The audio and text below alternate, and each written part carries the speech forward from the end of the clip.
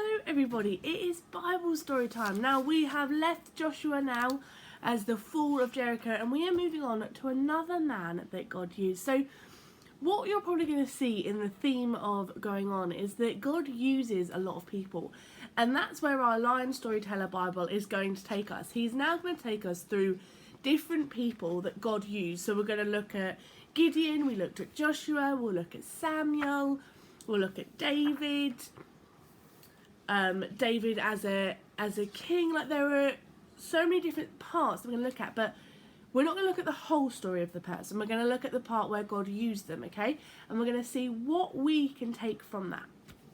So this is called a brave and mighty man. Gideon, God whispered. Oh, Gideon, God called, I need your help. You're brave and mighty man. But Gideon was nowhere to be found. As a matter of fact, he was hiding in a pit his father used for crushing grapes. You can't be talking to me, Gideon stammered. I'm no brave and mighty man. But God knew what he was doing. He always does. You're the man, all right, God explained. The Midianites have my people surrounded, and I want you to round up an army to stop them. Gideon did what God told him, and to his surprise, over 30,000 men agreed to join him. Gideon, God whispered. Oh, Gideon, God called. You have far too many men. I want you to send some of them away. There are more Midianites than I can count, Gideon stammered. I need all the help I can get. But God knew what he was doing. He always does. I'm all the help you need, God said, so tell the men who are frightened to go home. Gideon did what God told him, and when he had finished, there were only 10,000 left. Gideon, God whispered. Oh, Gideon, God called, you still have too many men. So here's what I want you to do. Gideon listened to God's plan. Gideon stammered and shook. Then he led his men to the river and told them to have a drink. Some soldiers lapped up the water like dogs. Gideon sent them home. Others got down on their knees and scooped the water up in their hands. Those were the soldiers Gideon kept. And when he had finished, there were only 300 left. Gideon, God whispered. Oh, Gideon, God called. Now we are ready to fight the Midianites. But there are thousands of them, Gideon stammered, and only 300 of us. How can we possibly win? You can't, God said. Not without my help. And that's what I want you to see. Now listen, here's my plan. Later that night, Gideon led his 300 men to the edge of the Midianite camp.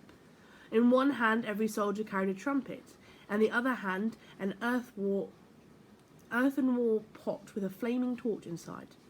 There wasn't a sword in sight. At Gideon's signal, the soldiers blew their trumpets, smashed their pots, and shouted, For the Lord and for Gideon. The Midianite soldiers startled. It seemed as if there was a noise and fire all around them, and dazed and confused, they stumbled about in the dark, into each other and over each other, and it wasn't long before they were fighting each other too. When all the fighting had stopped, the Midianite soldiers who were left ran away, convinced that they had been defeated by some great army. But it was only Gideon, his 300 men, and a God who knew what he was doing all along. So what we see here is that God knows us. God knows us in and out, and actually the things that we might think we can't do, God's like, I've got a plan for you. Like, I know that if this is the right thing, if this is God's plan, then he is going to help us through it all. As we were talking about it before, God is never going to leave us up in some really scary place. If we listen to him and talk to him and know that actually this is his plan, this is what he wants us to do, he will always be there by us. And that's what he wanted Gideon to realise. Actually, Gideon didn't need 30,000 men. He didn't even need 10,000 men. He needed 300 men, Gideon and God. And the Midianite armies, because of the way that God did it, the way that they startled them, they thought this army was massive, but it wasn't. They just had a massive God who loved them and who cared for them and who knew the right plan. And that's what we can remember in our life, that actually God and his plan will always be to help us. And it's the same thing we've been saying the last couple of weeks. What we can see from these people that God used is that actually they didn't think they were good enough. But God always sees the best possible things in us. He knows what we can and can't do. And he loves us and will use those abilities to help us, not to harm us. So let's pray. Dear God, we thank you that you know us inside and out, and that you knew Gideon inside and out. You loved him and wanted him to prosper, and you knew the plan that would make that succeed.